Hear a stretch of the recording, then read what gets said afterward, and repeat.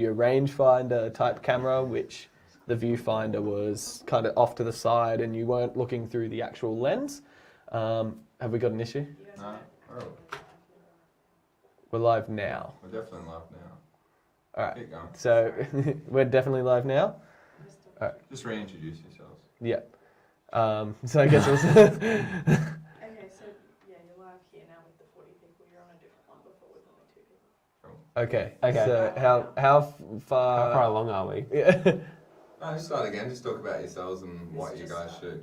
Just now. Okay. Sorry. All right. That's okay. All right. Okay. All right, everyone. We've already been talking for 5 minutes.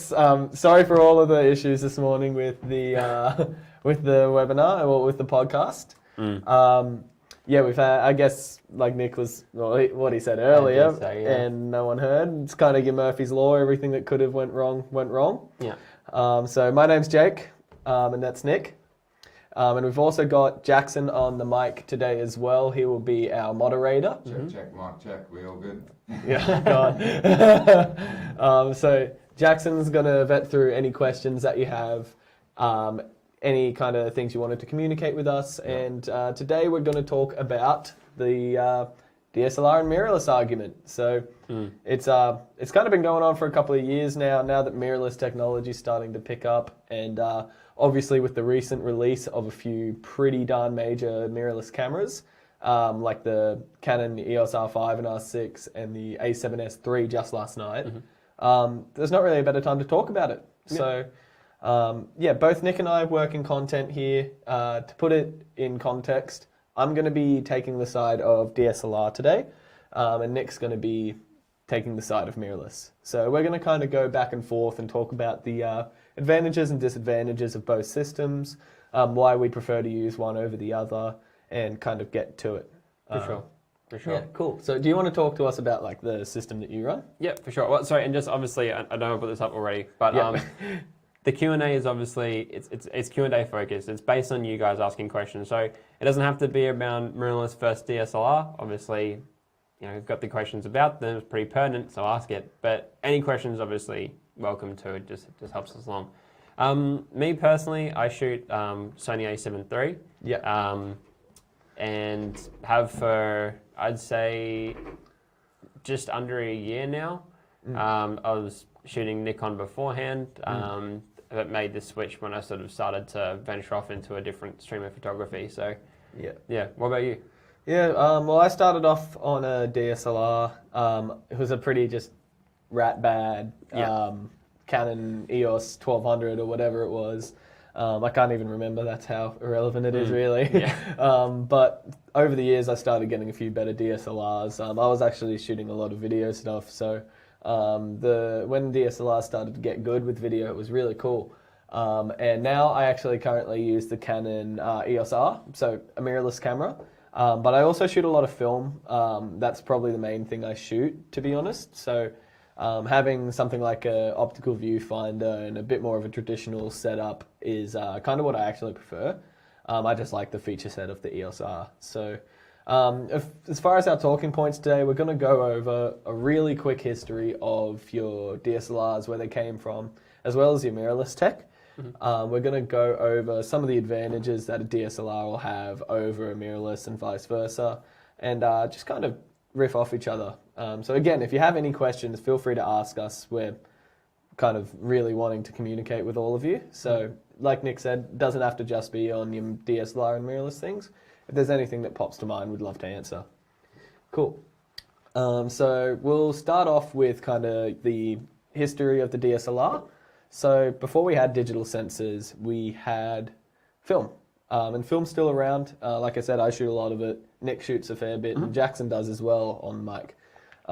So it's still around, but to talk about it, the systems that we had back then, you were either using a rangefinder camera, which the viewfinder wasn't actually looking through the lens. It was just kind of off to the side, and you had to frame like that. Or later on, you had the SLR type camera, which was popularized by brands like your Pentax.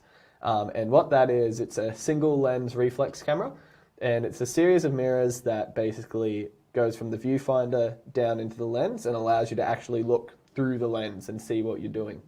And that was a massive, like huge step forward in photography. It let you see things being in focus. It let you meter through the lens as well. It was really cool. So DSLR is a digital SLR, which is why it still maintains that reflex system, and it was the standard for about 20, 30 years, really. Yeah, for sure. Yeah. And then obviously, and the technology from SLR to DSLR did not change really that dramatically. No. Very, very simple, very, very straightforward. Just focus systems, really. 100%. Yeah. Yep. So yeah, that was kind of where your DSLR came from. And like I said, they've been around forever. They've been what most of us probably learned off of, or some kind of system related to that. And they're still really viable today. A lot of professional shooters will still use a DSLR because it's what they're used to, even if the mirrorless systems might have a few advantages to them as well. So did you want to talk to us about kind of like where the mirrorless system comes in and why there was the innovation for that? Yeah, for sure. Well, I think, I forgive me if I'm wrong, but it was either Olympus or Panasonic who originally started doing mirrorless. I'm pretty sure it was Penna. Yeah, I think it was one of those two. Yeah. I always lump them together, to be honest. Yeah, well. It was either Olympus or Panasonic. Yeah. With the little 4/3 system. Yeah, before it was in micro 4/3. Yeah. But yeah, they started off doing that, and the sort of main innovation and the main push forward was obviously just trying to get the same benefits you could get from DSLRs, but just in a smaller form factor. So something that wasn't such a pain to actually carry on with you day to day. Yeah. Obviously, there was benefits to this, but I think no one really pushed it forward for that long. Like, it seemed to just sort of sit dormant, and then it was a staple of like your compact cameras as well, just having that mirrorless technology in it. So no one really thought of it as a serious player as such. Yeah. Yeah, it was just sort of small. Well, it was almost like, and I guess because no one had done anything like the APS-C range to full frame, it was sort of just seen as like you said, like more of like a compact point and shoot sort of deal. Nothing you could do any sort of real photographic work on, I guess. Yeah, that's right. And the thing with your mirrorless systems, at least back then, was a lot of the issues, and we'll get into this more when we talk about the advantages and disadvantages, but with the older mirrorless systems, you were using a really kind of terrible screen to start with because our screens just weren't there, and because you weren't looking through the lens, you only had the screen to use, and there was a lot of little things like that where you could tell it was where it was going. It was nice and small, but again, no one could use it for professional work yet. And I guess that's what's important. Yeah. So mirrorless systems have obviously come a long way. Another thing with the mirrorless systems was very, very poor battery life. That was something immediately that was a bit of an issue. And it's gotten better. It's still a thing, but back then it was a big issue. So coming forward, I guess we'll kind of get to the 2010s area. And this is the era where stuff like your Canon 5D2 and Canon 5D3 were really massive innovators in the DSLR realm, and were giving you these incredible specs. You could now use DSLRs for really high-end video. Like, I know there was a few TV shows that were even using the 5D2. Dude, I'm pretty sure there was a couple episodes of Grey's Anatomy shot on EM5 Mark IIs. Yeah, I'm pretty sure. Yeah. I think Grey's Anatomy used the 5D2. They did. Yeah. I think Prison Break, I'm pretty sure, used the 5Ds at one point. You're right. And there was a few other shows that actually used the 5Ds instead of their traditional kind of TV cameras. And there's some of the better looking images, to be honest. Yeah. Like, there's some of the better looking shots that have been in there, which is incredible. So that was really when the DSLR started to hit its stride, kind of the early to mid 2010s. It was really still the option to be, you're getting these incredible features in a system that has nothing like you'd never seen before.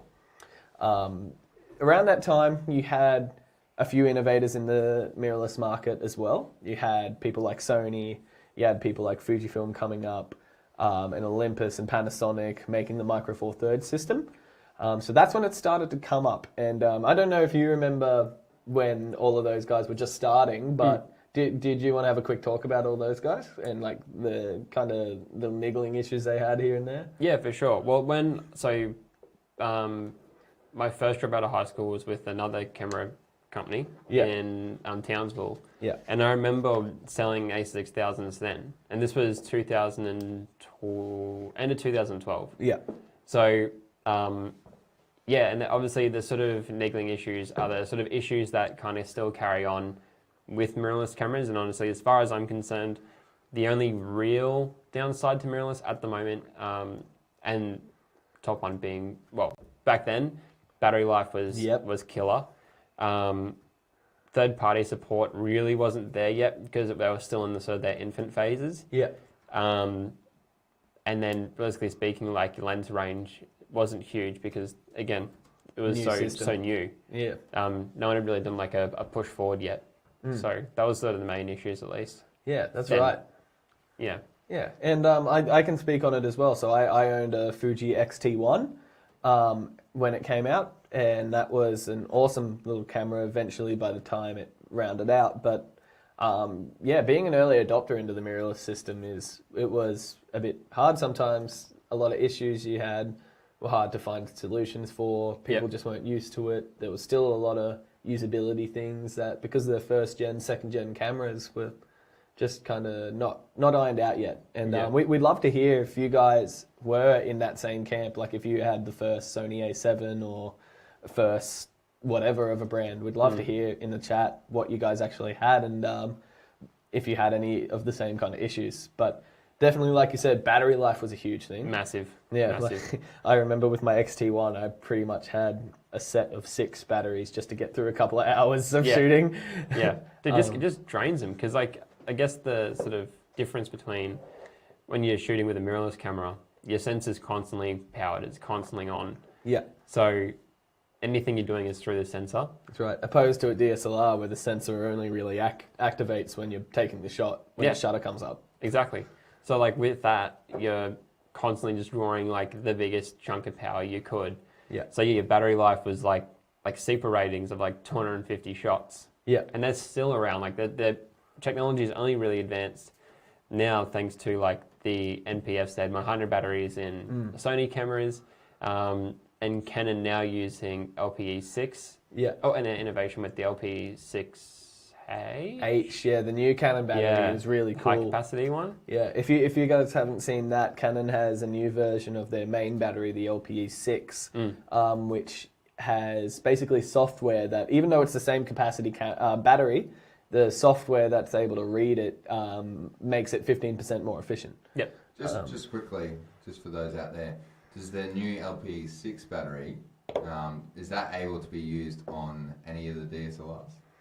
I believe backwards compatibility is still there, but because the camera can't read the proper algorithms to draw the power correctly, you're not going to get the benefit. So could you use it on an EOS R, for example? Yes, but with no extra benefit. Yeah. Right, okay. Only the newest cameras have the capability to use it with the benefit because it's got the new reader. Yep. At least that's from what I understand. That's the technology in the camera that is actually reading the battery to give it more performance. Yeah, that's right, and that's something that they haven't done before. Yeah, that's very cool. Yeah, so it's there's been some massive innovations, and I guess we'll get into talking about that now. So, like I said, around that like early to mid 2010s, the mirrorless systems were a bit weird, and they were still getting their feet up. Now you've got brands like Fujifilm, Sony, Panasonic, Olympus with fully rounded systems. Incredible technology. Sony obviously has the super fast autofocus. Fuji has great colors and great usability. Panasonic's really rounded out a market in the video world, and Olympus obviously has their market with having a smaller setup and being more portable. We're really spoiled for choice now, and these systems have started to round out and become really good. And some of those really big issues have kind of faded away for the most part. The brands have kind of realized that although they need to be a bit smaller, they can't be super small and have a good battery. So, and also just have a good grip with being super small. Yeah. So a lot of them have started to use bigger batteries and then have bigger grips, which I think is great. Personally, I have relatively big hands. And stuff like that. Like even the EVF, a lot of them now use really good EVF. Like Panasonic innovated with the 6 million dot EVF on the S1 series.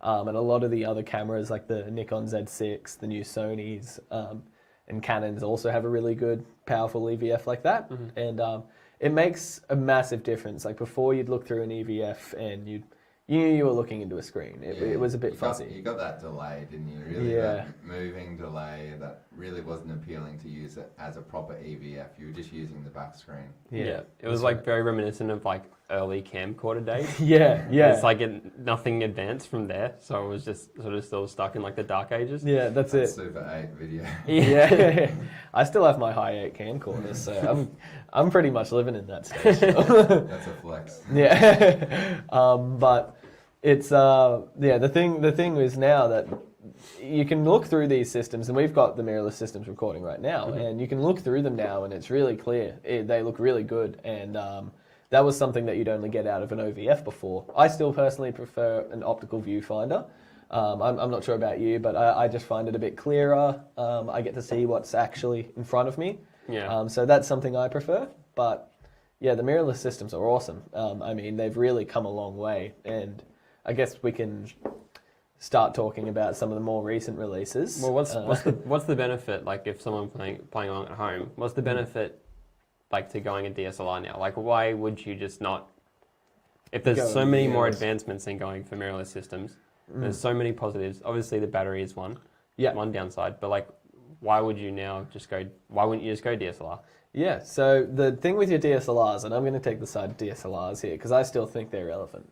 A lot of people, especially professional shooters, are already spec'd into the system. They don't want to change. They don't want to do different things. Like they want their workflow to be the same, and that is completely understandable. They still need to have an option. There's been some recent releases like the Canon 1DX3, which they really innovated a heap in. They've got the new DigicX processor, which makes everything more efficient. Image processing is great. The other thing with your DSLRs is you generally get a better grip, unless you're on a system like the Panasonics, like the full frame S1 series. You generally get a lot nicer of a feel. The other thing I would say would be the optical viewfinder. I personally really like using an optical viewfinder. I think it's a more authentic experience, and I can just see a bit better through it. And then the killer is battery life. I mean, if you're using something like a 5D4 compared to let's say even an EOS R, like very comparable cameras, they have the same sensor, you're going to get a lot more bang out of your battery in a 5D4. What's the battery life? Because battery life's 5D4 is 2 something? Like 2,000, or is it less than that? I think it's around 2,000. But again, if you're pretty much running around, you don't even have to turn it off most of the time. Like you can keep it in standby, because the sensor's not active. It's usually pretty good. It's drawing power. Yeah. Yeah, and if it goes to complete standby, then it's only running that OLED on top. Yeah, that's right. Not even OLED, it's contrast. Exactly. Yeah. So it's pretty nifty, and the thing with your mirrorless systems is they're always going to drain, and that's purely because of the nature of your mirrorless. Now, mirrorless is obviously the way of the future. We know that. There's no denying that. But the fact that DSLR cameras still exist, and they still need to exist for those people that prefer it, and even in like your budget area, stuff like the 200D2 or the Nikon 3500. They're great cameras, and I mean, they're easy to pick up, they're familiar to people that have used a DSLR before, where some people picking up a mirrorless system might be a bit daunting. Have we had any questions or anything yet so far? Well, there's obviously a few questions here that we're going to cover a bit later. So Megan was talking about a Canon SLR that she's got, the 70D, which you gentlemen are probably both aware of. Yep. It was actually a 70D. Fun fact, was it the 70D or the 700D was the first one to have dual pixel autofocus? It'd be the 70D, right? Yeah, I'm pretty sure. 70D, so you've got quite a cool camera there, maybe yeah, for history's sake. Yeah. She was asking about a transition to mirrorless, and she wanted to know what the weight was going to change, if there was going to be any weight savings going to mirrorless? Yeah, it's a If you tough one, wanted- hey. Well, It's a real depending. tough one. Like if you wanted a lateral move, you'd be EOS, so the M6 Mark II. Yeah, But if you're going up to the EOS R, then you've got the RF lenses, yeah, and they're huge, and they're yeah. big. So like you said, it's really dependent. Yeah, common misconception with the mirrorless thing, and I think it comes from the time when mirrorless systems were just small. But the way that the mirrorless lenses are made, especially the new ones with a lot of high specs, they're huge. And they have to be. They are designed completely different from a DSLR lens. And to be honest, they have to be big, especially if you're covering a full frame sensor. So even though you might save, say, an inch in body size, the lenses are going to be the same size, if not bigger. Well, I mean, you look at what's the Canon 28-70. I think it's Yeah, we've got that on there right now. well, yeah, it's a 95. Is it 95 mil? Yeah, I think on the front, The 95 filter? mil filter. Yeah. Yeah, it's huge. So yeah, as far as saving weight, the only way to really save weight at the moment is go APS-C of some sort. That's right. It's all about, filling the sensor size. So in theory, you have a smaller sensor, you have less to fill with the back of the glass. Yeah. Yep. So if you had, let's say, a smaller than even an APS-C style, like your mirrorless and like your Panasonic and Olympus, then in theory you can have smaller lenses, right? Yeah. For sure. Yeah, well, that's just physics. Yeah, that's Yeah. right. I think if you're used to the APS-C system and you're looking, I'd personally recommend either the Canon EM6 Mark II. They have a nice little set of mirrorless lenses that are small. They're going to save you a lot of weight, but to be honest, they're not great optically because they are so small. Otherwise, I really like the Fuji system for people looking for something portable. I think they're the bet, to be honest. Yeah. Yeah, I mean they've just got really good glass in a small package, and they do a really good job. I think the mirrorless system, if you're looking to go small and you don't want to go all the way down to a micro four thirds, if you want to stay with APS-C, I'd personally go with a Fujifilm. I think they're an awesome system. There's argument now, I guess, with the Fujis, I find is maybe they struggle in terms of the longer end, in terms of their lenses. Like, obviously, you will save a little bit of size and weight, and they are really good systems. However, I feel like they're a bit limited in their telephoto range. That's my only downside, I would say, to Fuji. I mean, what do you think, Jack? Yeah, well, I'd say yes. Rebuttal? Your rebuttal. I think even though they don't have a lot of telephoto lenses, the telephoto lenses that they have are good. Like they have at the shorter end, you have the 56 1.2, which is a great lens.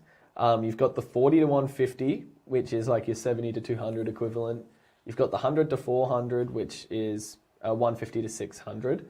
And they have that 200 mil prime as well, which is basically a 300 mil. And that's equivalent to a 300 mil f2.8. Yeah.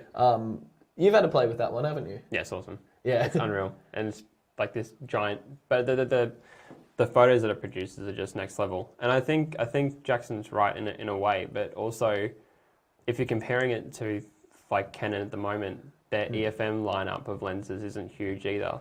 Yeah. So you're getting more lenses from Fuji by far. Definitely. And then again, you come back to the same argument of, well, what sort of weight am I saving? Then you're going to be looking, if you're going to stay with Canon, the only way to get long telephoto lenses is to adapt. Yeah. And then even then, you're still using the full-size EF lenses, which are just as big. Hey, there's those new the 600 and 800 mil. Well, yeah, but that's true. That's true. Did you get to try? No. So I got to play with the R5 the other day and the R6. And in the same release, they had the 600 mil prime and the 800 mil prime f11s. So they were made to be really small, compact, little lenses to carry around for wildlife shooters. So I think that'll be of huge interest to anyone out there that is looking at or eyeing off those new telephoto lenses by Canon. So there's a lot of bird shooters that I'm seeing here pop up, wildlife shooters, bird shooters. So I'm sure they'll be keen to ask you a few questions as we go along about those new Canon lenses. I didn't actually get to play with them. They didn't have them there. Oh. That's what I was about to say. But no, they look good. I mean, they're super small. Because they're in f11, they're able to be small. If they were any wider, they'd have to be big, and that would defeat the purpose of it, I guess. And it's basically, when you use teleconverters anyway, you lose stops of light. So Oh, let's yeah. keep in mind 1.42 times, you lose 1 to 2 stops. So That's right. Yeah. Yeah, 100%. So, yeah, the new series is really exciting. I got to have a play with it the other day with Canon at Australia Zoo, and it was an awesome camera. The experience was incredible. what lenses, Jake, just quickly, did you get to try?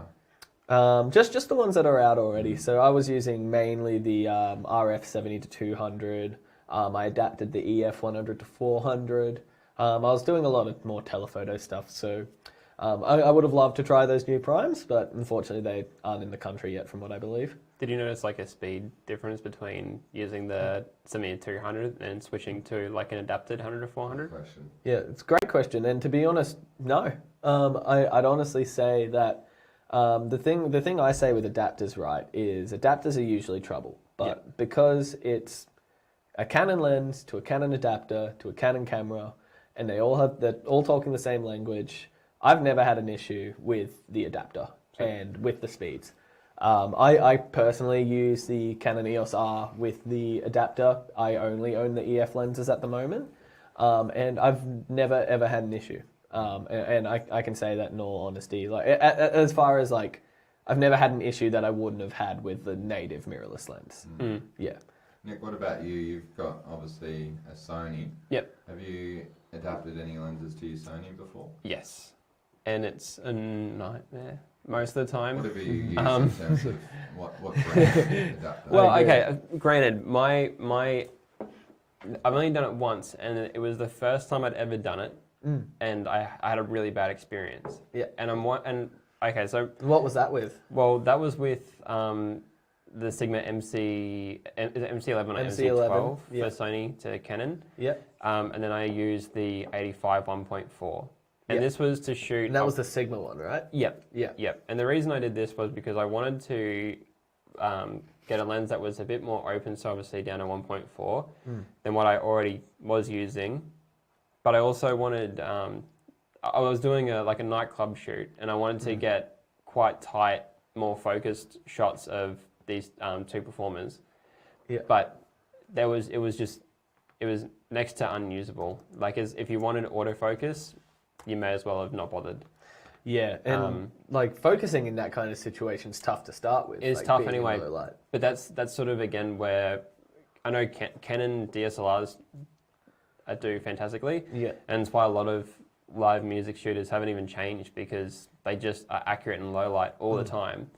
And where Sony normally does well, but you have to use native lenses. Yeah, and that's the thing with the with your mirrorless system. So traditionally, because of the way it takes light in, it works on a sensitivity base. And when you've got the whole sensor, basically, when you're not reading in as much light, right, you aren't getting the information to the autofocus sensor. Where with a DSLR, a lot of the time, the autofocus sensor is actually up in the prism. So even if you're really underexposed, you tend to have a lot more room to actually get focus, purely because there's enough light coming into the autofocus sensor, there's just not that much light coming into the image taking sensor. Yeah. And that's what Nick was saying there, where a lot of music shooters are still Low light, using, yep. a lot of low light shooters are still using DSLRs for that reason. Yeah. And that's a great point, because a lot of the technology crossover with mirrorless is that the sensor is now being image taking sensor as well. So it basically is seeing what you're shooting. However, that can be a bit of detriment. So on the mirrorless cameras, there's obviously a hidden mirror inside the main mirror, which controls the autofocus, right? Yeah. Yeah. And that has obviously split into two, and that drives obviously a few things with the autofocus, but mainly just phase autofocus, which is quite interesting. A lot of hybrids now out there, isn't there? Yeah, that's right.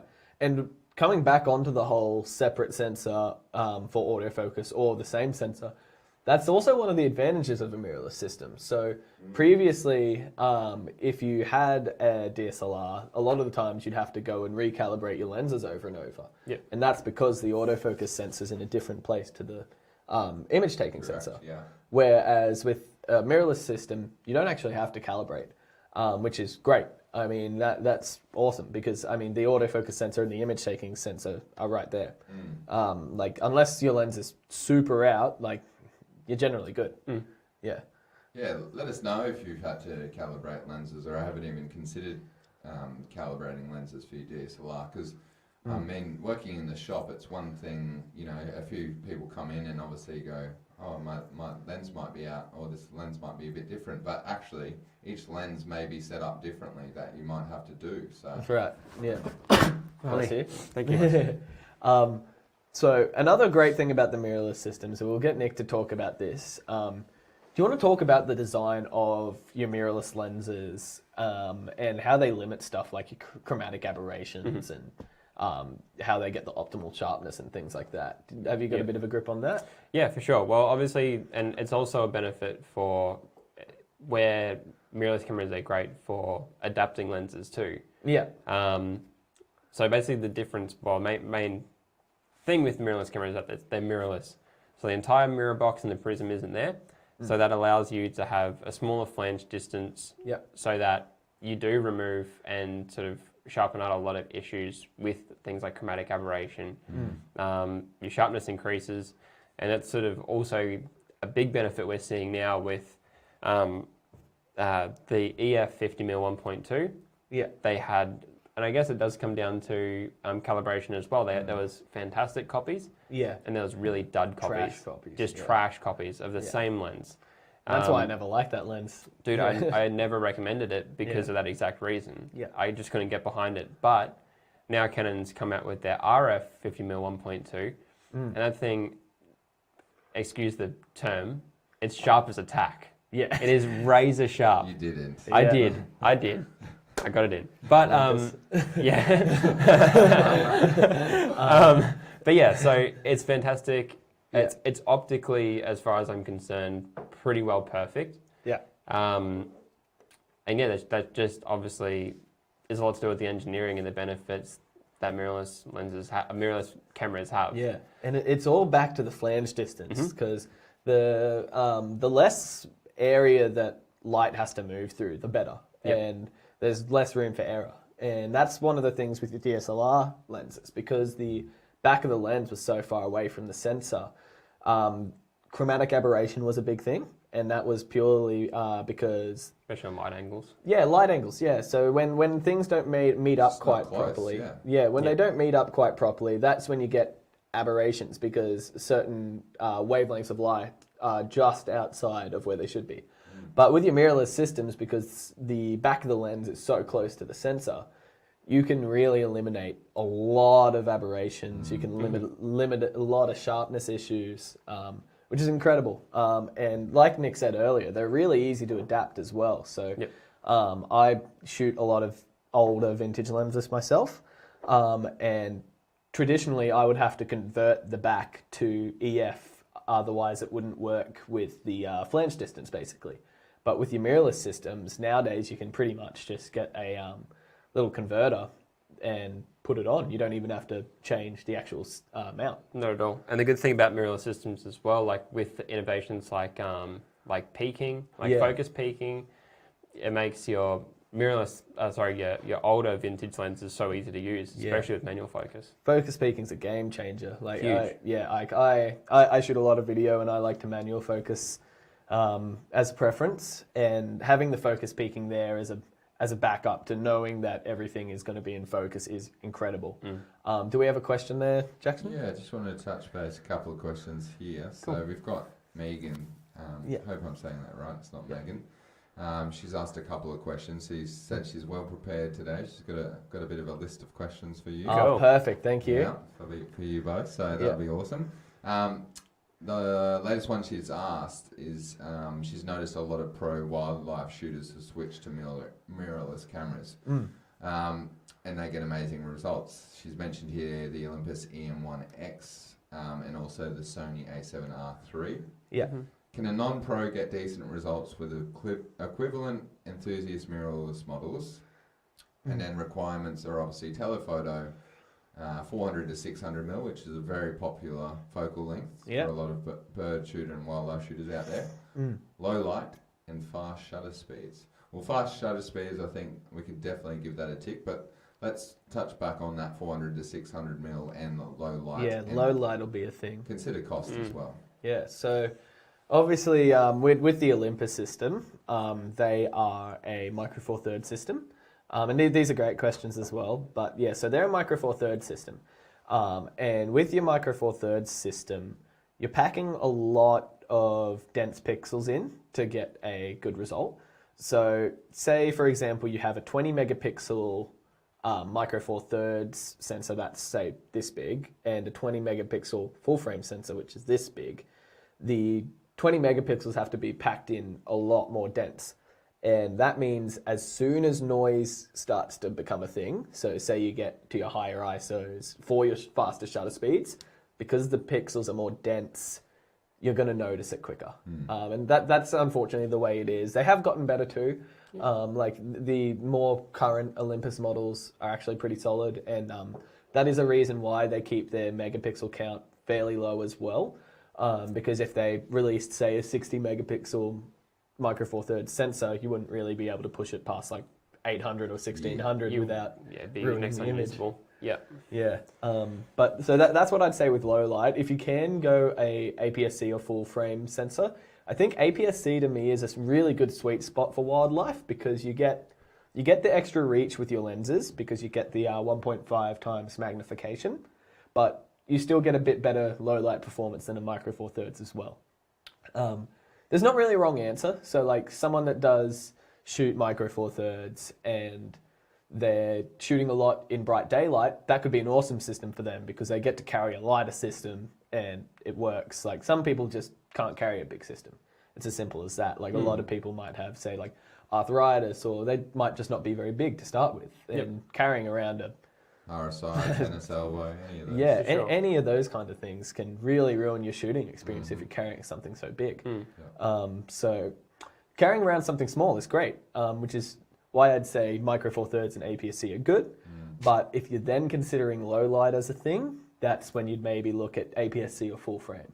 Yeah. Yep. Did you want to have a chat about kind of like your wildlife lenses and the autofocus in the mirrorless systems as well for wildlife? Yeah, for sure. Well, I mean, touching on if you were looking at the EM1X as an option, it's a really good option for wildlife shooters. Again, going on Jake's point, once you start looking into your low light performances, that's when it's going to drop off. But it's a very fast camera.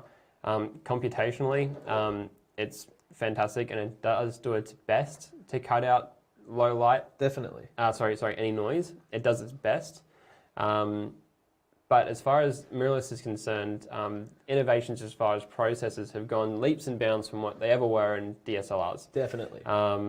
If you're looking purely at an autofocus standpoint, a big leap forward has been intelligent eye autofocus. Yep. So obviously we skipped going, there's a face. Cameras can now go, there's a face, there's an eye. Yeah. And they can even now, when someone turns around, goes, there's the back of someone's head. Yeah. Which is cool. But It's really also- cool. Yeah, massive. Yeah. A real big thing with the mirrorless sensors now is that they're basically like an eye. Like they'll Yeah, lock 100%. on to things and they'll look at things for you, and they instantly know what you want to shoot. Yeah. It's almost AI technology, really. Like it's incredible. Yeah. Yeah, that's right. And Yeah. something I'll peek on as well, back to low light now that I think about it. We obviously had the Sony A7s Iii kind of unveiled last night. Yeah. Anyone And- that's been paying attention, that's a big one. Yeah, Huge. yeah, that's huge. And I really like I've in the past not been the biggest fan of Sony. I'm open to admit that. Yep. Know that. Yeah. Yep. Gotta say, awesome camera. Probably the best camera to drop recently, depending on what you're doing. For me, it's the best camera to come out recently. And they've stuck with a 12 megapixel sensor, so not very dense. And they've done that purely because you can still get great 4K footage out of a 12 megapixel sensor. And because there's less dense pixels, the low light on that thing is incredible. Like, I don't know if you saw, but I was watching the that leaked B&H video. I didn't get to see it before I got pulled. Yeah, Fortunately. yeah, that's all right. Well, I was watching that, and he'd pushed it all the way to 400,000 ISO, and It was usable. really usable. Really? Yeah, it looked good. It looked really good. Okay.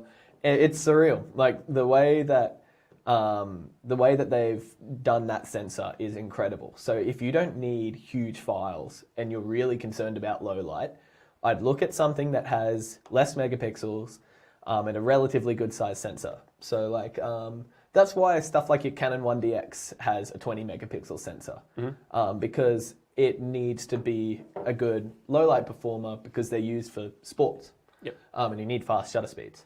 Even if you're in good light, you might need to push your ISO up so you can get up to like a 2,000th or 4,000th of a second. Yeah. But yeah, going off the back of what I was saying about intelligent autofocus, we've skipped in past that now, where cameras are now recognizing animals. Yeah. So that's sort of why a lot of wildlife shooters are switching. There is obviously still benefits to going to DSLRs. Obviously, better battery life. Bit more robust. More robust. Again, still as far as those long throw, huge telephoto lenses, there's more in the range of that. It's probably something that wildlife shooters are still more comfortable with using DSLRs out in the field. And they're used to like focusing and recomposing and 100%. yeah. And again, if you're looking at Olympus, like Jake was saying about crop factor, it's a 2 times crop factor on Olympus. So you do get a lot more from your lenses than you would with any other brand. So go see an extra bit of reach if you wanted to go that way. But I would still urge maybe look into something that's APS-C. Yeah, for low light purposes, 100%. 100%. Yeah. And then like as well, like, Speed's pretty comparable. absolutely. And like let's look at EF mount for example. You've also if you go EF and adapting to mirrorless body, then you've got to use an adapter. So if you put it on the Sony, you've got to use the adapter. So there's that added length into it as well. So sometimes it's better to have the smaller sensor. Yep. Yeah, 100%. And I urge that to people a lot. Like going back on the DSLR bit, I recommend the Nikon D500 to so many people. It's got a blazingly fast autofocus sensor. You get that extra reach being an APS-C sensor, and it performs well in low light. What more do you really need? Wildlife and sports, and on a relative budget, you can't beat it. I'm sorry. You pair that with the Nikon 200 to 500 DSLR lens. Oh, that's like a barely over $3,000 setup with a constant 5.6 aperture, and you're getting an equivalent 350 to 750 range, which is huge. And awesome. It's not that heavy. No, it's not that bad. Considering, yeah, like it's obviously fairly big, but I mean, it's pretty good. Wow. Yeah, considering. Yeah. But yeah, we hope you answered that question for you, Megan. Yeah, definitely. Did we have any other ones there, Jakes? Yeah, so you had a list. Yeah, so a few guys have mentioned as well that they're shooting bird photography as well. I did get a message from someone that wanted to know about filters as well, and that's probably something that we might be able to address later, or possibly in a latest webinar anyway. Craig mentions he actually uses Focal and a application called Focal to calibrate his lenses for his DSLR. So that's someone that's quite switched on and is going to make sure the lenses are all working. So there are other little bits and pieces that you can also test that with as well. We've used them in store. Yeah, Spider Lens Cal. Lens Cal's a good one.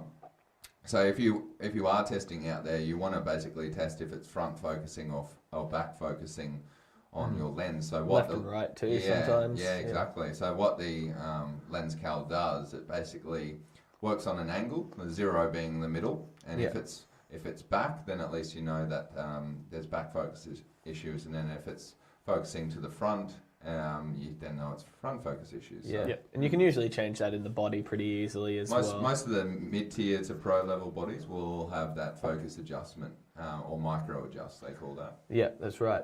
Yeah. What was the question we had about the filters? Yeah, might as well touch on it. Yeah, so just having a look. So recommendations for filters on EM10 Mark III. So he also mentioned that he's a beginner as well. So the brand doesn't particularly matter, but what matters is the style of things you like to shoot. For whoever asked that question out there, CFAM, I believe. Definitely. There's a lot of filters out there, and it really just depends on what you're shooting. Like if you're shooting a lot of landscape stuff, you might want a circular polarizer or an ND. Yeah, so if you're shooting fashion, you might want a Pro Mist. Absolutely. So whoever asked that question, if they just wanted to maybe stipify what they actually want to shoot and elaborate on that, because we can certainly help with that as well. Just scrolling through the questions as well, Mark. Is there any image loss with using the FTZ adapter on Nikon Z series mirrorless bodies? I think we addressed that. No. I'll address it again quickly, but no. If there is, it's incredibly marginal that no one would ever notice. And basically, what the FTZ adapter does is, because in a DSLR, the sensor is at the back of the camera, with the mount being up here, and in a mirrorless sensor, it's up here, the FTZ purely just makes up for the distance of the flange distance. It basically makes up the distance between the back of the lens and the sensor. So the lens is going to basically perform the same way as it would on a DSLR on a mirrorless, but you're probably going to have less issues with calibration. And so to answer it short, if you're using the FTZ adapter, you should see no image quality loss. Yeah. Certainly haven't seen that on either the Nikons or Canons using their branded adapters. Also, just going back, Kay just wanted to quickly ask, what was the model of Nikon you just mentioned to use in low light with the 200 to 500 lens? That was the Nikon D500. We might get one of our mods to chuck that in. a link in there. I'll put that in for Kay as well. Yeah. But, great little performer D500 for wildlife and sports photography because of the autofocus. Yeah, 100%. I mean, it's probably the most compact DSLR setup that you can do that has a really good autofocus. And that's the thing, awesome autofocus. Yeah. Cool. So back to where we were sort of going with that as well. I did have another question here as well. So basically, if you can just elaborate a bit on sensor sizes for us again. So yeah, and obviously the different crop factors for each brand, definitely. if that's okay. Yeah. Did you want to go over that one? Yeah. So obviously, when you're looking at what's known as full frame, that's kind of the industry standard for sensors. Where does that come from? Well, the full frame comes from a 35mm negative. Yeah. So when you look at things like APS-C or Micro Four Thirds, they're smaller than a full frame sensor. So you have to apply a crop factor because the image circle is basically punching in smaller and smaller. Yeah. With an APS-C, you're looking at a crop factor of 1.3 to 1.5, depending on the camera brand. Yeah. Some of the sort of mid-tier Nikons are 1.3. I believe the D5600 and D3500 are 1.5s. Yeah. Most Canons are 1.5. 1.6 for Canon. 1.6? Yeah. Cool. 1.6. Yep. And then obviously Fuji's all APS-C, and they're 1.5 as well. A few brands are on 1.5. Yeah. Yeah. Sony I think that's as the well. main standard. Sony is, yeah. Yeah. And then with your Micro Four Thirds, it's 2 times because they're even smaller than APS-C again. Yeah, that's Yeah. right. I'm gonna chuck a bit of a link in there for some of those who are at home interested in the different sensor sizes. And you've got medium format, which is bigger than full frame, which is, I think, is times 0.6. Yeah, it depends on the sensor. Depends, yeah. Yeah. But that's something that's another Canon worms altogether. Yeah, that's right. But yeah, your APS-C fun fact actually comes from in the film days. There was a system, the APS system, and there was different ones. There was APS-C, APS-H, and I think APS-N or something. And APS-C was the most popular one. It still wasn't a very popular film format, but it was probably the best standard to then go up to in the digital world. So that's where we get APS from. And yeah, with the great thing is like we said earlier, using a APS-C sensor, you get more reach out of all of your lenses, and same with Micro Four Thirds. So say you use a 50mm on a Micro Four Thirds, you get a 100mm type view. If you use a 50mm on an APS-C, you get roughly a 75mm type view. And that's the good thing about using those smaller sensors. You get a bit more reach. Width is a bit of an issue. So using, say, like getting something like a 20mm is really hard on those systems. But yeah, that's about it with that, really. That's the main gist of it anyway. Basically, the smaller your sensor, the more of a crop factor you have to apply. Yeah. And there's benefit, the pros and cons. Obviously, if you're a wildlife shooter, it's great because you obviously get more reach from your lenses, but also by the same token, you get more reach from your lenses, so not as wide. So for landscapes and stuff, it can be sometimes a bit of an issue. Yeah, that's right. Yeah. So, did we have any other questions Yeah, there? I did have one from a good friend Craig. Is there a difference in depth of field between full frame and micro four thirds for the same aperture lens? Definitely, Yes. It's a 100%. very popular debate. Yeah. This one. Yeah, so There is. it's Opened up a can of worms, Craig. yeah. So the thing with this one, right, is that the light that you're getting in is the same. So if you're shooting a, say, 50mm at f2.8, you're getting the same light. That's never going to change because it's the same amount of light coming into the sensor, but your depth of field is what needs to be cropped. So say you're shooting a 50mm f2.8 on micro four thirds, the depth of field of that is going to be more like a f5.6. That can actually be a good thing. Like a lot of people make this argument like it's a bad thing. But say you're a wildlife shooter and you need to combat some of those low light things, you can shoot like a 400mm f4 or something, and you're going to get the depth of field of an f8, which is going to help you get everything in focus. And the other thing is the camera will recognize it as having more light in the sensor because the aperture size is going to be essentially the same, right? Yeah, it's still the same. So it's letting in the same amount of light. Therefore, low light performance is still going to be equivalent. Yeah. However, It's the depth of field. And it's not that big of a deal, to be honest. Like, a lot of people over fuss about it. Like, I shoot a lot of my lenses a stop or two down at least. Like, there's if I'm shooting a 1.4, it's very rare for me to go below even like 2.8. So I think by the same token, it's a lot of people are going to want to get stuff in focus. Some people want that really creamy bokeh, but I think it's a bit of an overblown issue. Like a lot of people talk way too much on it. Yeah. What do you think about it? Well, I mean, by the same what you were saying, like I normally shoot a stop or two under with my lenses anyway, but that's just off the back of like I don't always want everything to be so blown out. Yeah. But also, where your lens is sharpest is it's never at its widest anyway. No. So I want sort of as sharp as I can get it, but obviously we're still letting in as much light. So I normally do shoot at like 5, 6. for sure, yeah. sure, yeah. Well, if that's for landscapes and stuff, but with anything else, it's normally like, you know, if you're shooting on something like a 1.8, it's like 2.8 to like 4 is like the happy sort of area.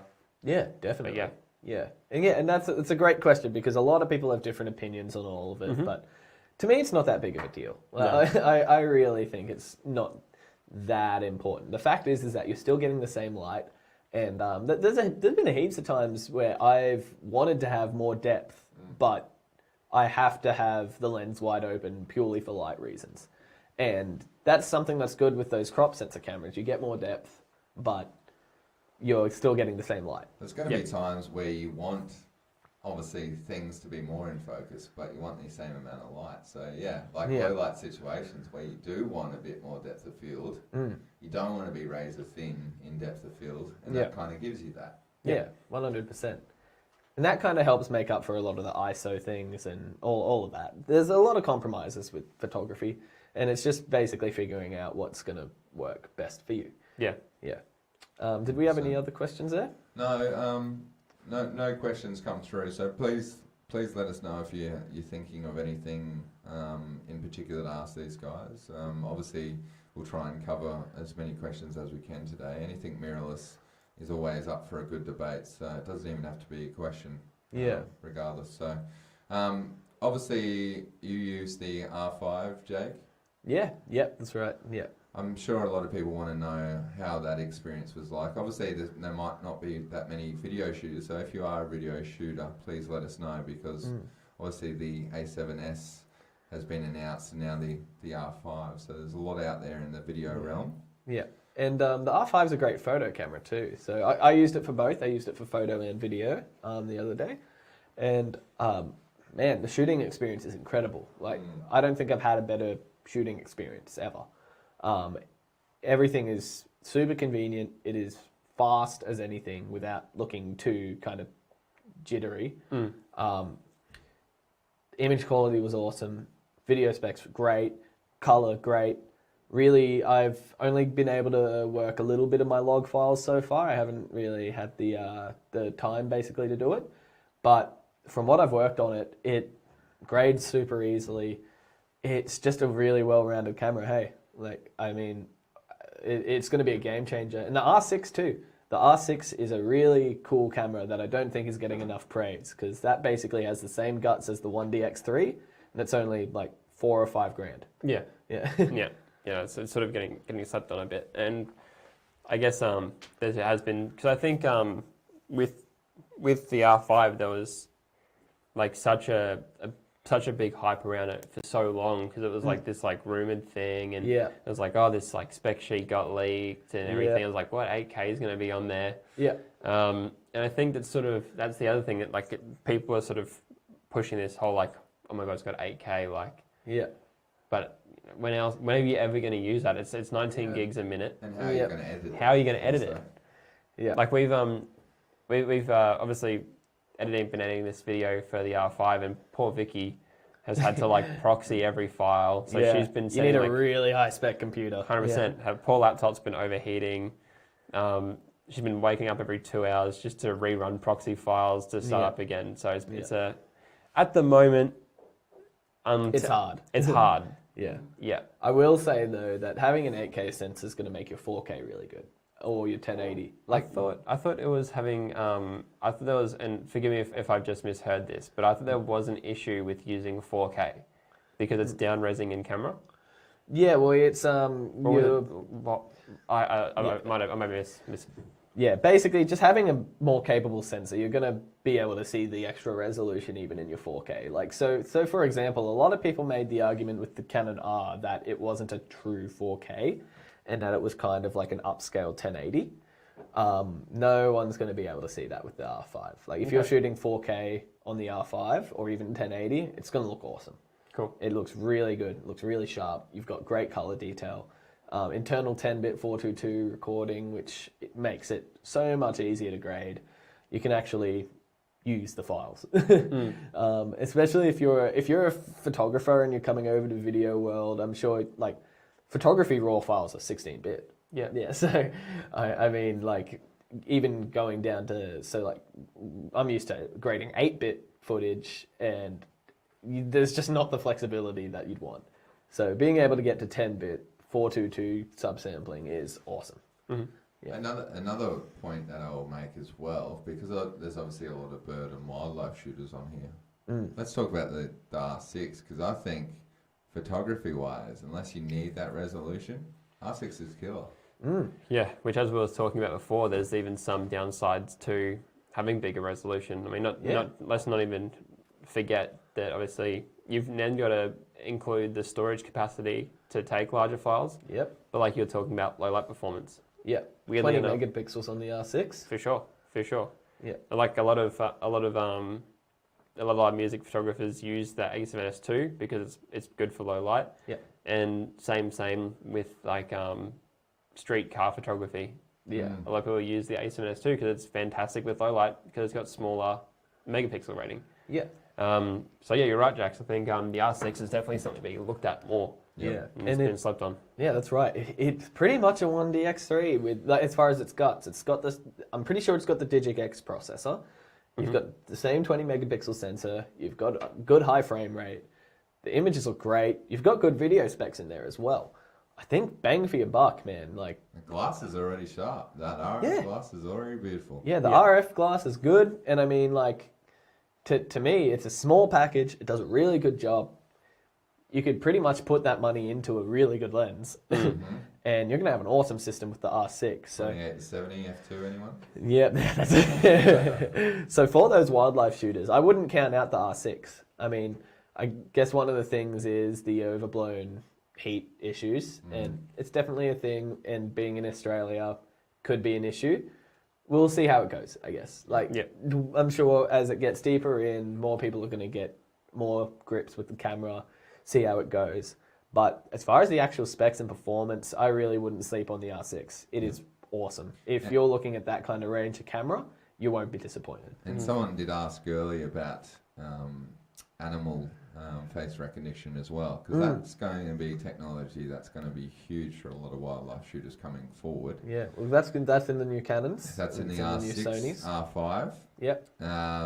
So what else is using that at the moment? Sony's got a couple. Yeah, so Sony brought it out the first time. Yep. I think they brought that out with I think it was the A9.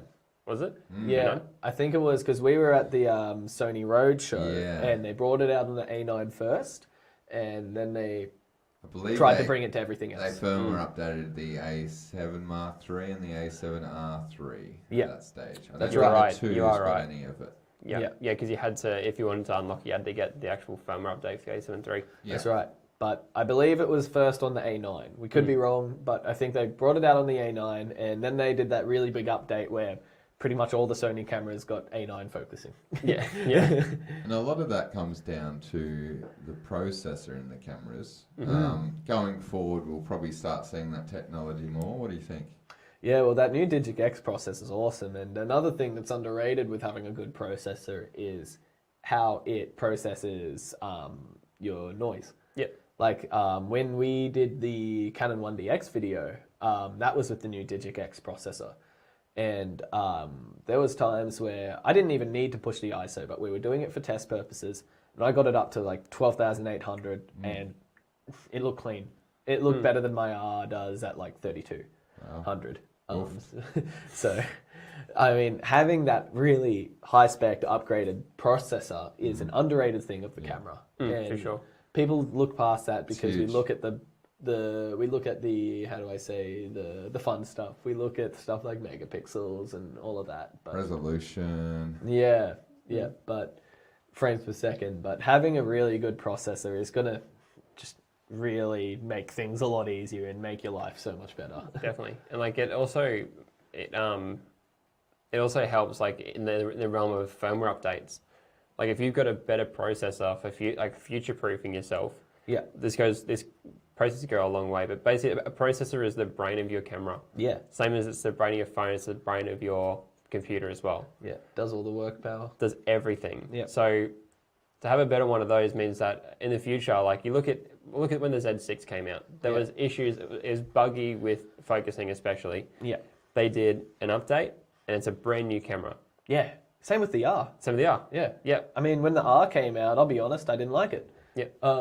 And I didn't buy it. And eventually they put out a bunch of firmware updates to make the autofocus really good, to add some different usabilities, and it became a good camera. Yeah. Became a really solid camera at a solid price. Yep. So, Another benefit of mirrorless. yeah, exactly. You can update a lot of things, and Yeah. that's just technology now in general. But the fact is that having a good processor is going to allow you to make those kind of changes. For sure. Yeah. Staple. Yeah. And I'm not sure what it's like on the EM1X. EM1 Mark III, the new one. Yeah. But if you're an Olympus shooter and you're considering the EM1X, it has dual processors, Yes. which has actually helped revolutionize the autofocus even further, because not only does it do animal tracking, yeah. but for motorsport shooters, it now does car That's tracking. right. So it will literally vehicle tracking, because it does 100%. trains and planes as well. It does hey? trains and planes, and it'll recognize, like, even if you're shooting motorsports and shooting front onto a car, it'll pick up headlights and a grille and recognize that's the car, Yeah. and it will track it through the frame, and it's insanely accurate, Yeah. incredibly accurate. So yeah, Yeah. Were you here when were you working with us when we had the EM1X photo walk? nah, because it came out when I was still at the other At the place. other one. Yeah. Other That one. we won't mention. Yeah. Voldemort camera Voldemort, place. yeah. Yeah. Well, yeah, we got Olympus came out to show us the new camera when it came out, the EM1X, and when we went out, that was one of the main things I was looking at. They had two features that I was really interested in. It was that vehicle tracking, and I'd say it worked really well. And they also had I don't know if you remember the, how do you say? the like kind of stacked megapixel thing where it gives you that high res shot. yeah, the high res like 80 megapixel file or whatever. Yeah. Yeah. Yeah, and yeah, I mean that one I was a little bit iffy on, but the vehicle tracking was really cool. Yeah. Were you able to use because I know the EM1 Mark III does it, but were you able to use the EM1X handheld for high res shot? So they recommend tripod for most. You can. Yeah. I've seen it happen. Okay. I have. You have to seen be it at a happen. fast shutter speed. Yes. Right. Yeah. Exactly. Okay. Yeah. So you need light Yeah. to do it essentially. Yeah, because it shifts the sensor Yeah. in different ways. So it just kind of like, I tried to do it handheld and it looked fine, but you can see little artifacts here and there. It's Right. definitely like, if you're doing stuff like architecture, and I wouldn't even say landscape, because if your tree moves like in the wind or something, it's going to pick that up. Tracks through it, yeah. Yeah, so still things like products, architecture, anything like that, I think it's a really cool feature. Okay, cool. Yeah. But I thought that was cool. But yeah, I guess coming back on the mirrorless thing, we can talk about the new exciting one. Obviously unveiled last night, the A7s III. Yeah. Have you had a chance to look into it much yet? I've only had like a quick read of it, I'll be honest. Yeah. Really, like I'm the only Sony shooter in Yeah. here, and I think I'm probably one of the least versed in this camera. Yeah. It came out while I was sleeping, and I haven't actually had a good look at it. So, It's your fault for sleeping. well, yeah, that's I literally slept on. It's been out a while. Like you must have slept a good 8 hours, I reckon. Yeah, had a good night's sleep. Yeah. Well rested. Yeah, but I live. missed the. You did. Jealous. Yeah. I missed the unveiling, but I also did miss that B&H The leak. leak Yeah. their video, which was fun. Yeah. But yeah, I missed that because I went to watch it and it got pulled down. So, Yeah. but I know obviously from what you were talking about, it seems pretty, and what Vinny was saying, like, seems very well rounded. Yeah, well-rounded is definitely the word. Like it hasn't got the 8K or anything like that because it's still using the 12 megapixel sensor. It hasn't got those really flashy things, but what it does have is it has a much improved menu. It has, which is something that I've hated for Sony for so long. Dude, I hate it. Yeah, Yeah. you shoot Sony and yeah, you know. That's something with the Sony system. They've upgraded the menu, which is awesome. You've got 4K 120 frames a second, and you've got 1080 240 frames a second. You've got, again, 10-bit 422 at every possible recording.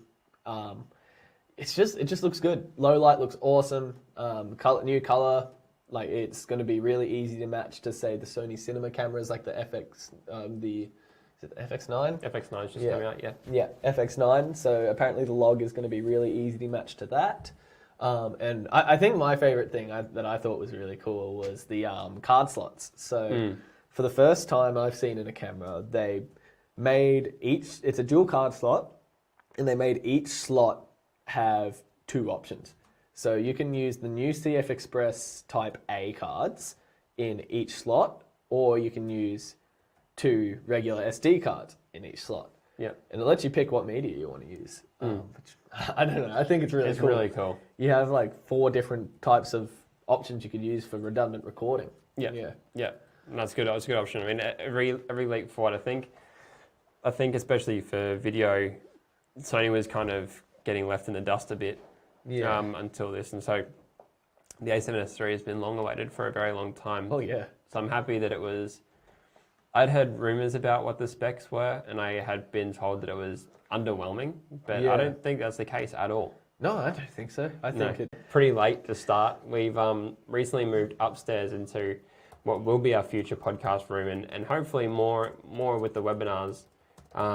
Hoping to have some people in here to have a sit down, have a chat with them, people from Canon or whatever, any other brands that want to come and say hello. But yeah, we were in the space between getting here to work this morning and hitting start on the stream. We've soundproofed the room, we've set up the lights, and we've connected everything. So we did as far as I'm concerned, we did a good job. Yeah. All right. Yeah. We got we there. were late, but we're sorry. Yeah, we got there. Yeah. And we're still ironing out the kinks. But new room. Yeah. Feels It came out in the 80s. And I know like the Nikon F mount came out in what, the 50s? Yeah, yeah. It's been around. Yeah, it's like post World War II. Yeah, Yeah. yeah. So there's just so much choice, Yeah. and that's one of the biggest reasons why DSLRs have stuck around. You just have everything there. There's no need to really make a new lens because they've already got them. Yeah. And I know that's something that Canon said they aren't really focused on EF lenses. I know Nikon said they're not really focused on F-mount lenses, but No. I don't think they need to be. I think they've got a really robust lineup as it is right now, and I guess with all the third-party brands as well, like Sigma and Tamron, Laowa, etc. Well, yeah, that's the other thing. Like you're and again, like even brands like Sigma, who are like you know, sort of one of the big names as far as third-party lenses are concerned.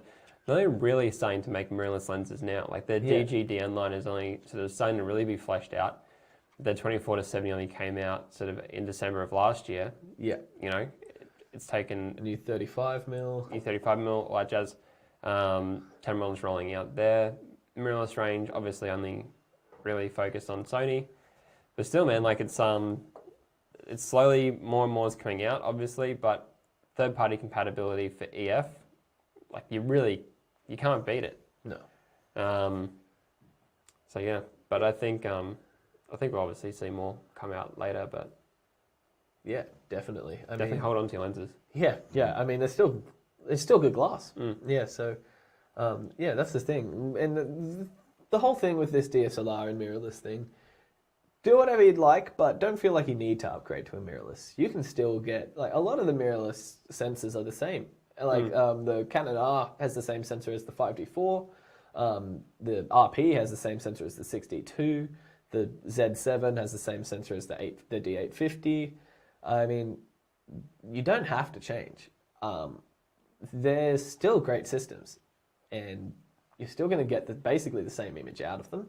They might even be a bit better of a workflow for you. So if you're comfortable with your DSLR, stay with your DSLR. There's no pressing need yet to change. No, a good friend of mine, Canon let him borrow the EOS R, Yeah. but he didn't like it. Yeah. So he go back and he's sticking with his 5D3. Yeah. Well, Because there he's you go. just like, no, I know how this works.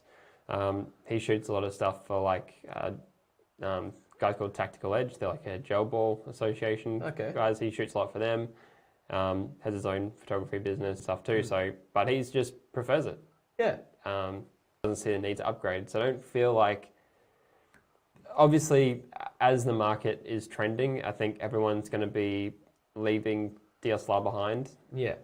And eventually the support for DSLR will cease. But between now and then, if you want to keep going with your DSLRs, keep going.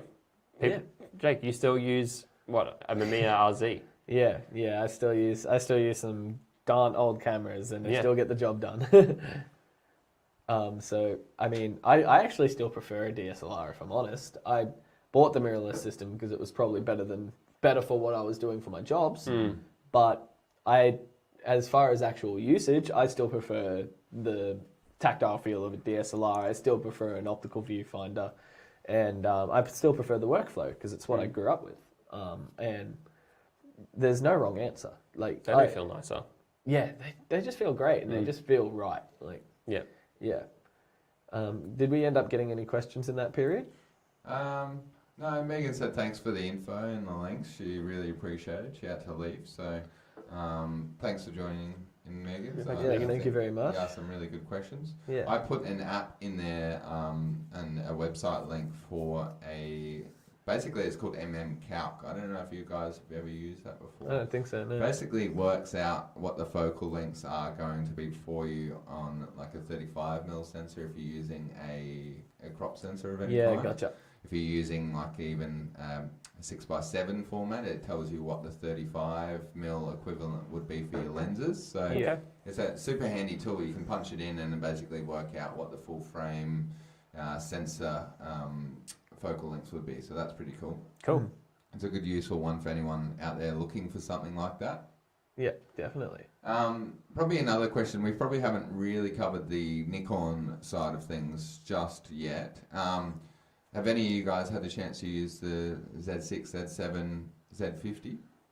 Yes. I haven't used, well, I haven't really had a good play around the Z50 personally. Yeah. But Z6 and Z7 definitely. We did a bit of like a unveiling sort of thing at my old work, and very impressed by the Z6 and Z7.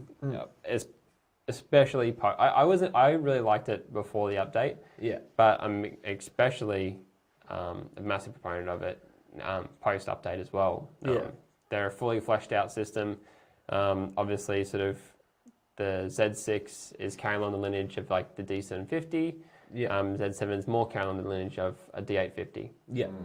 As far as camera bodies are concerned, forgive me if I'm wrong, but I'm pretty sure that they are pretty well the same camera. It's just the sensors that are different. Yeah, basically. So yeah, they're great. Yeah. Why would you use one over the other? Well, we actually, when we filmed the video for the Nikon D780, we had that camera in from Nikon. We only had the one, so Nick was shooting it. Yeah. We used the Z6s to film that video.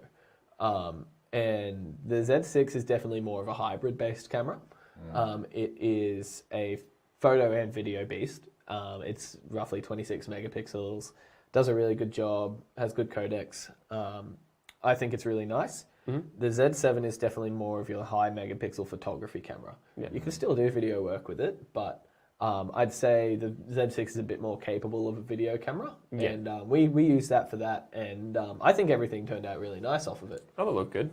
Yeah. Yeah. I mean, yeah, but but like you're saying about the D850, and it's more along those lines. So Jackson and I had a customer in store beginning of the week. Yeah.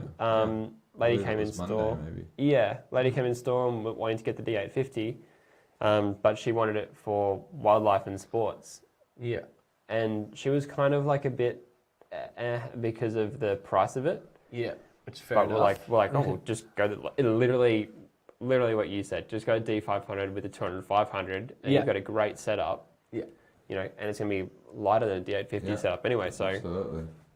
that way, and she was stoked. Yeah, 100%. She hadn't even thought of the option, so she went home to think about it. But The other thing She is thought like, she was locked into the D850 because it had the latest and greatest technology. And Yeah. this is what you got to consider. It's not just that. It's just what the technology is going to be suited for your style of shooting on. yeah. And the thing I mentioned as well, when we obviously work in a camera store, so we talk to a lot of people about cameras. And the thing I'll mention as well, especially for wildlife shooters, is if you're not going to get enough reach with a full frame camera, and you know you're going to have to crop in anyway, you're probably going to have to crop in past the point where the megapixels are equivalent to just having an APS-C camera. yeah, Yeah, especially if you're not using something like the D850, which is a 46 megapixel camera. If you're using something like my EOS R, for example, Yeah. if I have to crop into that, I'm probably getting down to like 16 megapixels or even less, compared to just using a 26 megapixel APS-C camera. yeah. You'd be better off just doing that anyway. Yeah, Like even just for, well, I mean, as far as I'm concerned, just try not to crop images as much as possible. But yeah. yeah, right, man. Yeah. Yeah, so that's something I always mention, and that's something to consider if you're a wildlife shooter. Like, you can have the best of both worlds with something like the A7 IV, which is a 60 megapixel sensor, which also has the APS-C crop mode of 26 megapixels, is it? I think so, yeah. Yeah, so that is a good hybrid of that, where you still have the full frame camera if you don't need to crop in like that, but if you do need to crop in, you can just pop into the APS-C mode and you're good to go. Yeah, that's the other thing. Like if you are using, going on the back of that better for you? Happy with that? Going off the back of things like your sort of lens adaptation. If you're looking at changing over to one of your mirrorless systems, and you've got, you know, you've had like, for example, like Megan had a 70D, and you've got a long lineup of APS-C lenses. They will still fit on a full frame with the adaptation. They will still click in, but just like if you're using APS-C lenses on a full frame camera, just know that your camera will recognize that and it's going to crop it in anyway. Yeah, that's right. And even on the other end of that, so I talk about this all the time, where if you're using an APS-C camera and you're using a full frame lens, typically the best part of the lens is the middle of the lens, right? So if you're using basically the only middle image circle of the lens, you're going to get the best parts of the lens. Yep. Yeah, you're not getting the rough bits on the corners because you're using the best bit of the glass. Yeah. And that's a decision I made in my my personal setup, my Mamiya RZ67. I was also looking for a smaller medium format camera, but I just got a back that shoots that smaller film, and that way I'm using the best image circle from my lenses and still getting a smaller form factor. Well, not a smaller form factor, but a smaller film size. Yep.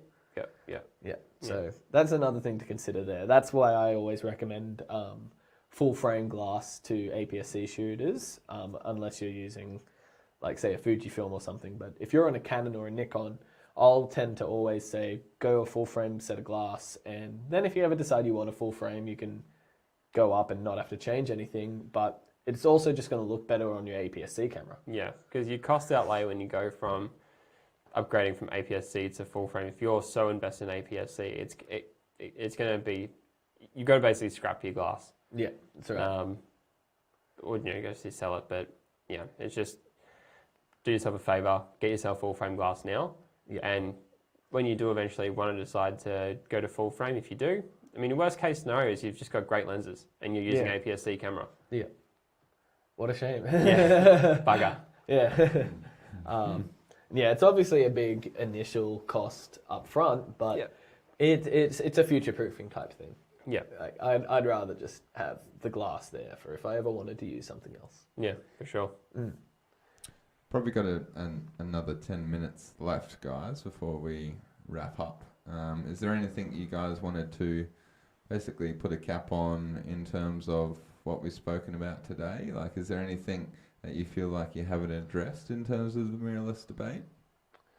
I guess the thing that rounded out would be don't stress too much about your camera. I know we always want to talk about cameras, and we're in the industry of talking about cameras and worrying about cameras, but at the end of the day, if you've got a functioning DSLR, if you've got a functioning mirrorless and you enjoy using it and you enjoy the results you're getting, that's all that matters. Just fun, and there are ways to improve anything, right? So, like, you can just put a nicer lens on it. Yeah. And get better at editing. you can use a flash.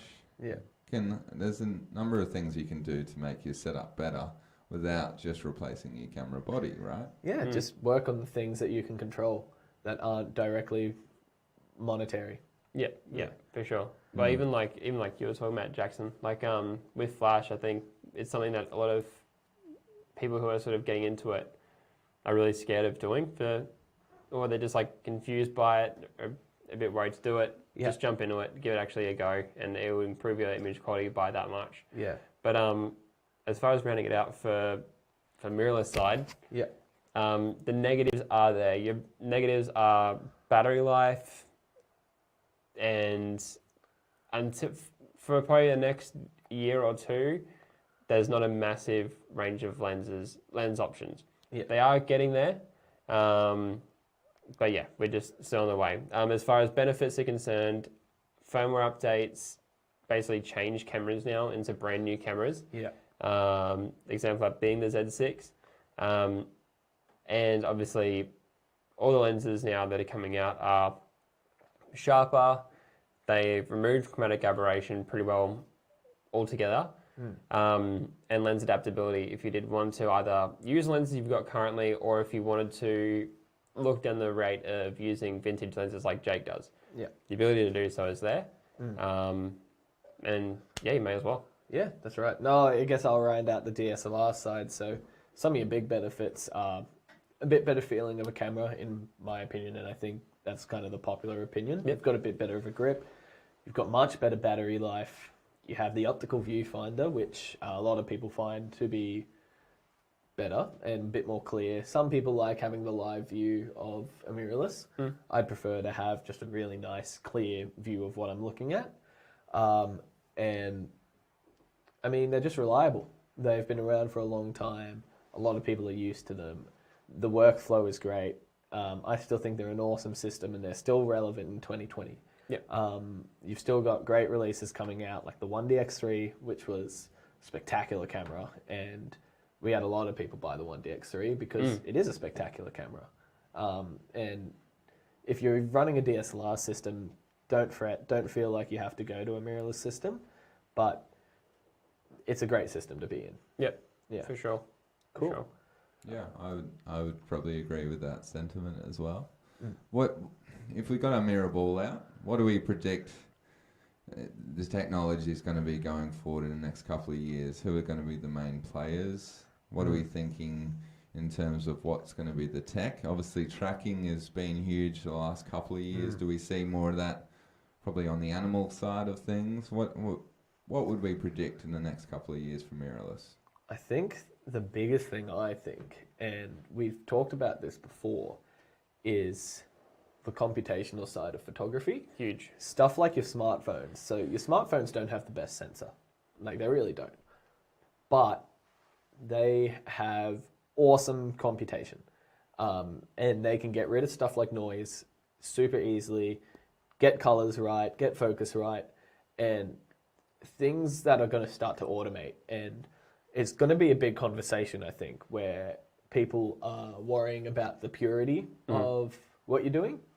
But I think we'll at least get some computational options coming up. Oh, for sure. Yeah. For sure. And you can see a lot of brands have already started doing it. Like Olympus has a few really nice computational kind of settings. And I think that's really going to be, I think, the next big innovation in cameras. Absolutely. Yeah, computational imagery will be the massive mover. I think I personally believe in it, that I think the 1DX3 will be one of the last greats as far as DSLRs are concerned. It's the F6. Sorry? It's the Nikon F6. Yeah, 100%. Yeah. So I think we'll see that sort of... unfortunately, I think we'll see the demise of DSLR eventually. Yeah. Every brand's moving away from it. Every brand's already said we're not putting any more into it. Yeah. I think as far as main players are concerned, I think more people are going to crack on to how great Fujifilm is. Yeah. I think Canon's making huge moves, and Sony now finally has another great option. So I feel like they might be the three to look at. Obviously, unfortunately, what's happened to Olympus, everyone knows. If you don't, you can Google it. Yeah. Panasonic, I think they're has moving... its market set with video. Absolutely. Yeah. S1H is fantastic. Yeah. In fact, entire S1 series is fantastic. Yeah. I'm looking to get the S1H myself. Yeah. So. Yeah. Spectacular camera. But yeah, the thing that I really like with what Sony's done is I think they've kind of started to listen and be less of just like a heavy tech company and be more of a camera. Yep. Yeah, because that's, I think, where a lot of the personal issues I've had have been, where I've felt like the usability and ergonomics of it have been poor.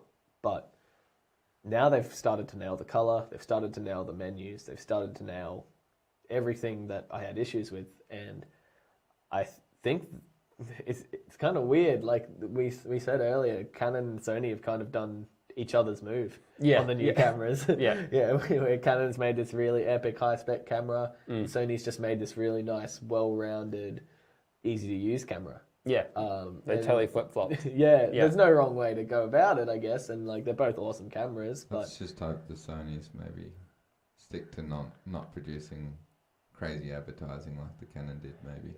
Wow.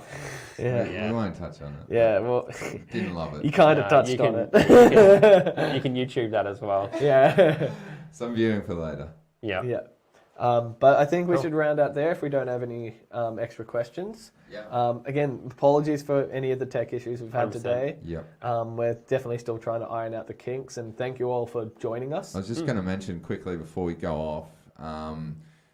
So today was a bit more of an experiment up in a new place, new technology, but next time we'll have that super refined for you. So please stick with us because we work really hard to produce all this content. So if you could tune in, that's huge for us. Yeah. And just quickly, I just want to wrap up with what's happening next in terms of the webinar. So on the 4th of August, we've got an advanced studio lighting webinar. Yeah. So I believe Jake is going to be involved with Shannon. unless he gets replaced. Yeah, everyone's replaceable. Yeah, exactly. Especially Jake. So we've got Shannon and Jake doing that.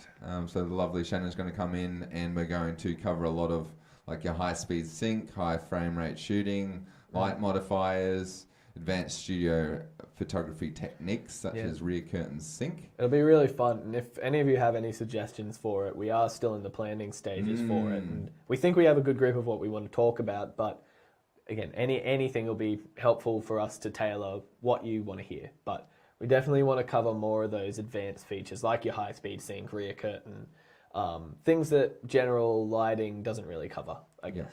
Absolutely.